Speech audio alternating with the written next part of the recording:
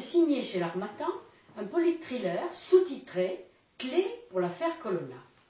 En quatrième de couverture, vous affirmez son innocence. Pourquoi?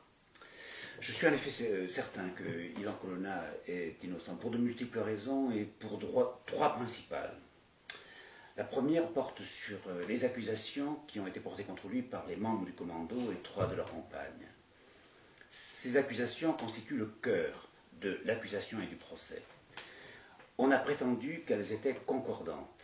Or, je montre dans le roman que non seulement elles ne sont pas concordantes, mais elles sont contradictoires. Deuxième raison, c'est les témoignages.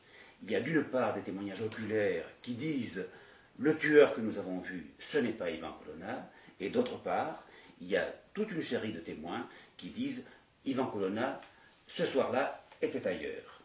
Troisième raison, la façon dont l'enquête, l'instruction et le procès ont été menés.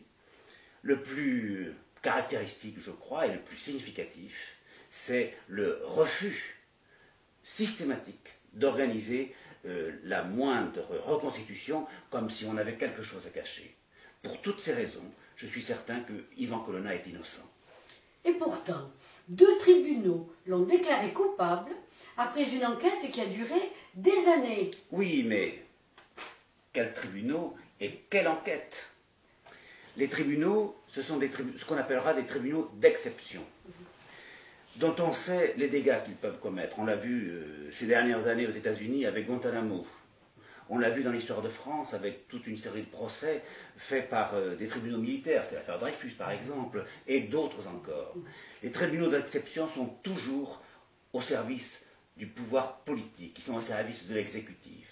Et chaque fois qu'on ne respecte pas ce principe fondamental de toute démocratie, de la séparation des pouvoirs, c'est la liberté finalement du citoyen qui est en cause. Et c'est la raison pour laquelle nous sommes tous concernés par l'affaire Ivan Colonna. Pas seulement parce qu'il s'agit d'un homme dont la liberté est en jeu, c'est vrai, mais chacun de nous, chacun de nos proches peut un jour tomber entre les mains du flic qui passe ou d'un juge, d'un tribunal d'exception, et rien ne garantit à partir de là les libertés.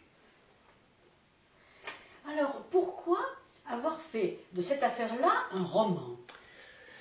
J'ai envie de dire parce que je suis un romancier d'abord. Si j'avais été journaliste, j'aurais fait un document.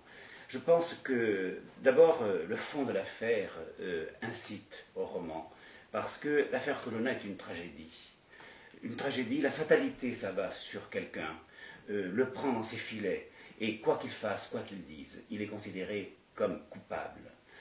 Je crois aussi que le roman donne une souplesse à l'écrivain, lui permet de marier les matériaux, de diversifier les tons et de créer entre le lecteur et les personnages une relation plus intime, plus profonde.